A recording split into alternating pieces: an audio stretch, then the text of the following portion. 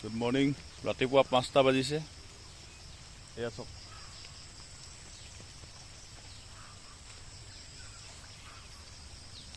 5 বজাতে আমাৰ মাছক আহাৰ দিবলৈ এইবিলাক সতীৰ্থসকল গৈছে।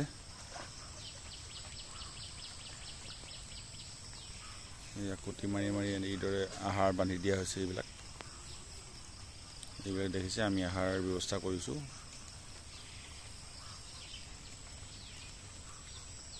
খলিহৈৰ লগতে বিভিন্ন ধৰণৰ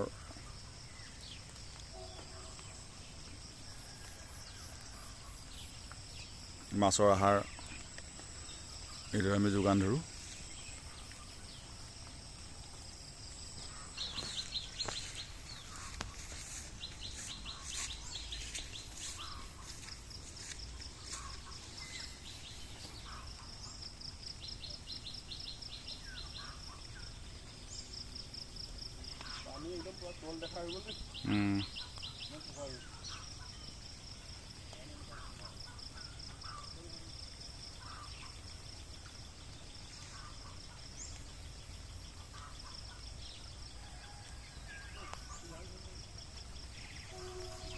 এই সময়ত পানী কিছু পৰিমাণে দূষিত হয় যদিও বাৰিষা বতৰ সেইটো খুব সোনকালে পৰিষ্কাৰো হৈ যায়। আমি যিহেতু কিছুদিন পূৰ্বে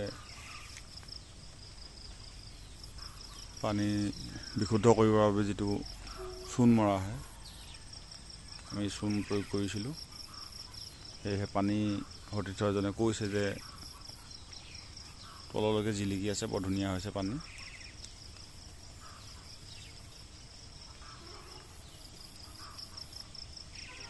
আৰু ইয়াতে আমাৰ দূৰলৈ এই দুটা বগা দেখিছে, এই বগা দুটা হৈছে মাছ।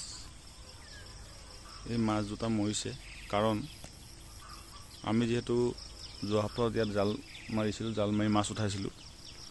সেয়েহে মাছ মৰাৰ ফলত এই মাছবিলাকে ভয়তে পলালে, হয়তো দুখ পাইছে অলপমান। দুখ পোৱাৰ পাছতে ইহঁতি তললৈ গুচি যায় আৰু তললৈ গুচি যোৱাৰ পাছত বোকা খাই দুখ পোৱাৰ কাৰণে সিহঁতি 2-4 দিন মাটিৰ তলতে সোমাই থাকে আৰু ভিতৰতে মৰি যায়। আৰু যেতিয়া মাছটো গেলি যায়, গেলাৰ পাছতে সিহঁতি ওপৰলৈ উপঙি আহে। এই উপঙাৰ ফলত আজি দেখিছে এসপ্তাহৰ পাছত এই মাছটো উপঙিছে। দেখিছে সতীৰ্থকেইজনে এইদৰে ইয়াতো এটা মাছৰ খাদ্য ইয়াত বান্ধি দিছে। আমি খাদ্যটো বান্ধি দিওঁ, যিটো আমাৰ খলিহৈ আৰু কিছু সামগ্ৰী আমি প্ৰয়োগ কৰোঁ। ঠনধৰা, খলিহৈ এইবিলাকে হৈছে আমাৰ মাছৰ প্ৰধান খাদ্য। আৰু ইয়াৰ লগতে আমি সময় অনুপাতে যিটো দানা দিব লাগে, ফ্ল'টিং দানাটো আমি প্ৰয়োগ কৰোঁ। ফ্ল'টিং দানা প্ৰয়োগ কৰাৰ ভিডিঅ' আপোনালোকক দেখাম। আপোনালোকক এই পদ্ধতিত দানা দিলে কি হয়,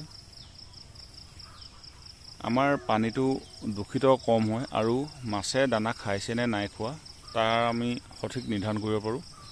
যিহেতু আমি যদি ছিটিয়াই দিলে কি হয়, আমাৰ পানীৰ তললৈ খাদ্যটো পৰি যায়। এই খাদ্যটো পানীৰ তললৈ পৰি যোৱাৰ লগে লগে মাটিত এমনিয়া হৈ যোৱাৰ ফলত তাৰ পানীটো প্ৰদূষিত হৈ যাব। যিহেতু আমাৰ এইটো এতিয়া ৰজাদিনীয়া পুখুৰী, এইটোৰ দ বহুত আছে মাজলৈ, সেয়েহে সূৰ্যৰ ৰশ্মিটো সম্পূৰ্ণৰূপে তললৈ নাযায়। সূৰ্যৰ ৰশ্মিটো আমাৰ অতি বেছি 6 ফুটলৈকেহে যায়, আৰু 6 ফুটতকৈ বেছি আমাৰ সূৰ্যৰ ৰশ্মিটো নাযায়। যিহেতু 6 ফুটলৈকে সূৰ্যৰ ৰশ্মিটো যায়, সেয়েহে এই এমনিয়াটো ৰিচাইকেল কৰিব নোৱাৰে। আৰু সেয়েহে যেতিয়ালৈকে সূৰ্যৰ ৰশ্মিটো নাপাব আৰু আমাৰ যদি খাদ্য ৰাহি হৈ যায়, সেই ৰাহি হোৱা খাদ্যটো এমনিয়ালৈ পৰিৱৰ্তন হৈ যাব। সেয়েহে আমি ইমান বিস্তৃতভাৱে আমি যিহেতু ট্ৰিটমেণ্ট কৰিব নোৱাৰোঁ, সেয়েহে আমি য'ত 4 ফুটৰ পৰা 5 ফুট পানী আছে তাতে আমি খাদ্যটো বান্ধি থওঁ, আৰু এই খাদ্যটো যেতিয়া আৰু দুদিনৰ ভিতৰত আমাৰ এই যিবিলাক আজি বান্ধিছোঁ এইবিলাক সকলো শেষ হৈ যাব।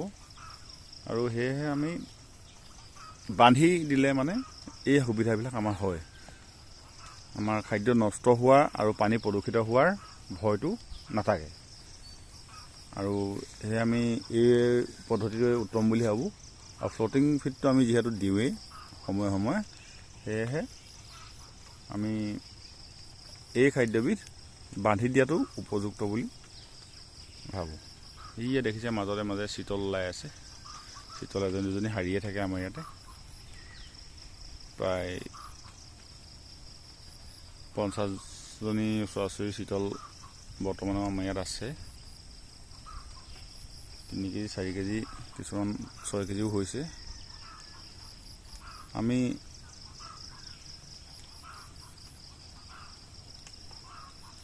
এইখিনিকে ক'লোঁ। আজি ৰাতিপুৱাৰ 5 বজাত আহিও আমি ইয়াত কেনেকৈ দানা প্ৰয়োগ কৰোঁ তাৰে এটা ক্ষুদ্ৰ ভিডিঅ' বনালোঁ। সকলোকে দিনটো শুভ হওক তাৰে কামনা কৰি ধন্যবাদ।